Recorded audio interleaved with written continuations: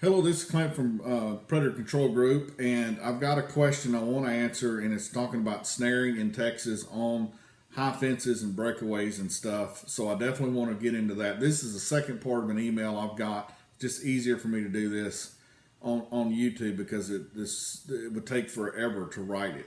But before we get to that, if you need more information on trapping, I've got a whole YouTube channel, which is Wolfer Nation.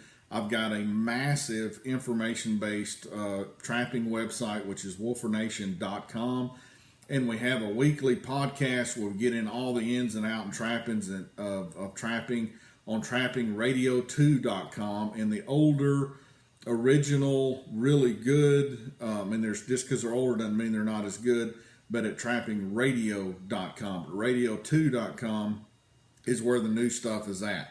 So if you're looking for this type of information, trust me, we got it there for you. Okay, now I want to read this because this is crazy important. I want you to listen to me if you're going to go to Texas. Now, regardless if you like the way I trap or don't like the way I trap or whatever someone's impersonation of me is, put all that aside for this one question if you're watching this video. Take me to heart on this right here, and it'll save you a ton of heartbreak. Okay, I'm more of a snareman, and this second part of the email that I read from Derek from the Midwest. I'm more of a snareman and was wondering if you suggest rigging them with breakaways down there. Wasn't sure what you encountered for non-targets on those ranches. Wouldn't think it would be much an issue. Fence snaring. Thanks.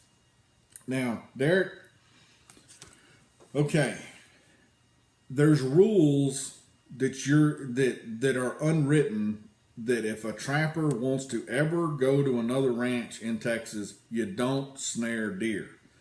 And breakaways are amazing tools, but they're not 100%. And I want you to really grasp what I'm saying here. If you go to somewhere, now if this is just a cattle farmer, not that big a deal. If it's a sheep farmer, it's not that big a deal. You catch a deer or an exotic or a kudu or something like that and the breakaway fails, or the animal entangles for the breakaway can do what it's supposed to do, you could be looking at an invoice coming from that ranch anywhere from $5,000 to $50,000.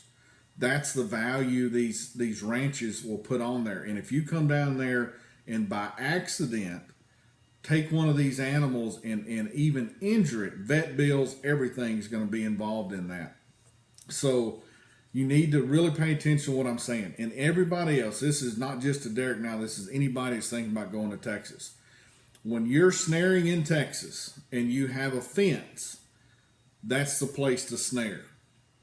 If there's any game on the ranch whatsoever and that's of any importance to the landowner, never ever under any circumstances set a snare inside that fence. I don't care if you're running breakaways. I don't care what kind of breakaway. I don't care what the breakaway manufacturer tells you it'll do.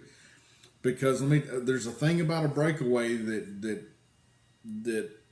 I've seen myself. So, and I've talked to a lot of other trappers too. Breakaways are designed if a deer gets the foot on its snare, on its hoof. So you got a cat snare, for instance, and you're inside the fence where the deer are at, and the snare goes up against, or the hoof goes up against the snare, and it closes on it. Well, you have breakaways, and you can have stops, and you can have all this. That's what it's designed for. So if you catch it by the foot, the animal will panic, it'll break the snare, and then it goes about its business, no harm, no foul, and it works really good that way. But when you get in a very artificial situation like you'll find yourself in Texas with a crazy amount of deer per square acre and square mile, you're going to have a lot of nosy female does that when they smell you come through there, they're going to have their nose almost on the ground, and they're going to be trying to figure out what you were doing in there. And if their head gets in the loop or their snout gets in the loop and they panic, but there's a chance you're going to have a train wreck, I guess is what I'm trying to say. So you don't ever want to do that in that particular situation because you're dealing with a tremendous amount of liability and you're probably going to get kicked off the ranch and your reputation's going to be gone. So you never want to do that. I'm not getting on to you, Derek, for the question because you didn't ask anything, you haven't done anything. But I really want to stress this point. When you're in Texas, you do not set snares in a fence. You're asking for massive amounts of trouble. And it's everything that we of trappers have done and snaremen have done to get snares where they seem like they're going to be really, really good as far as, the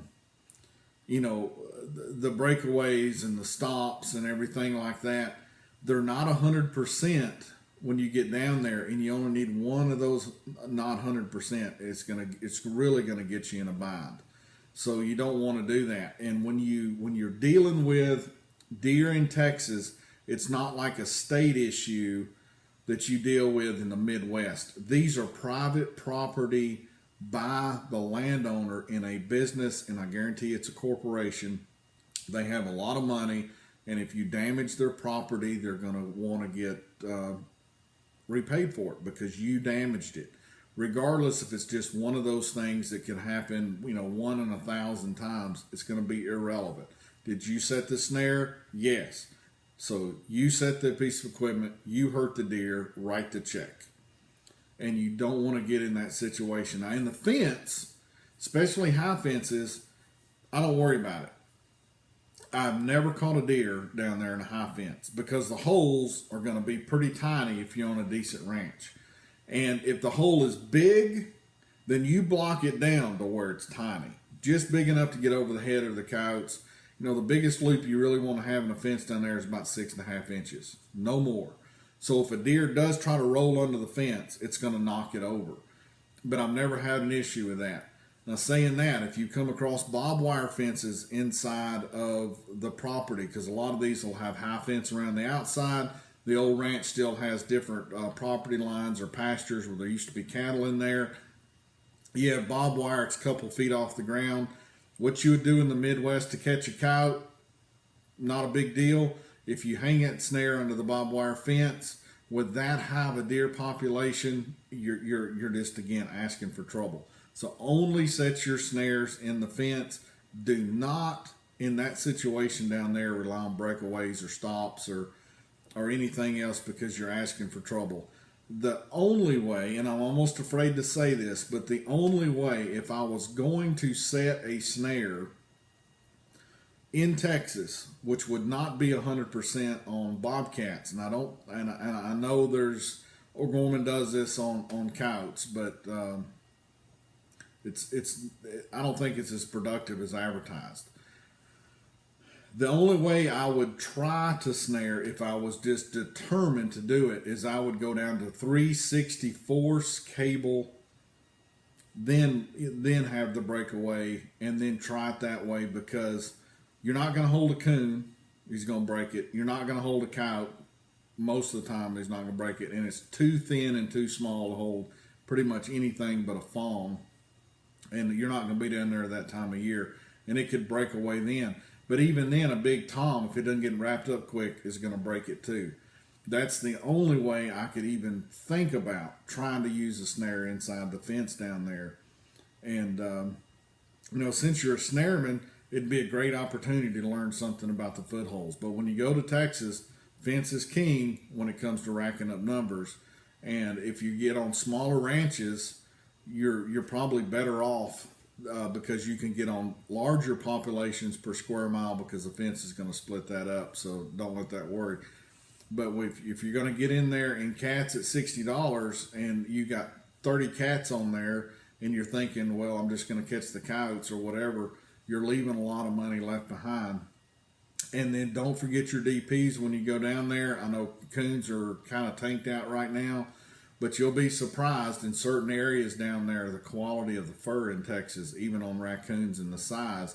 Because I can tell you, a few years ago, I sent a bunch up to the biggest fur sale in Ohio, and we got the top price from South Texas coon. So don't just let the latitude keep you from trapping everything that's down there. But as far as stuff you will catch, depending where you're at, you'll catch porcupines, a few possums. It depends where you're at. Again, there could be gray fox you could deal with. I've heard a red fox in certain parts of Texas, never seen one, but I have heard that that creature has existed there in the past. You do have the chance of snaring a mountain lion, which is legal to keep and all the good stuff. It's no different than any other predator in Texas, which is cool. But there again, please take my advice on this. Never ever set a snare inside the fence, ever, under any circumstances, no matter how excited you get, or if you consider yourself a snareman only. And if you're not sure about how to set in the fence, we got plenty of videos on our YouTube channel here that'll show you how to do that. So these are great questions, Derek. They were too big to try to do in an email, so I'm doing it this way. So if you get down there, man, rock on. It's a good place to trap.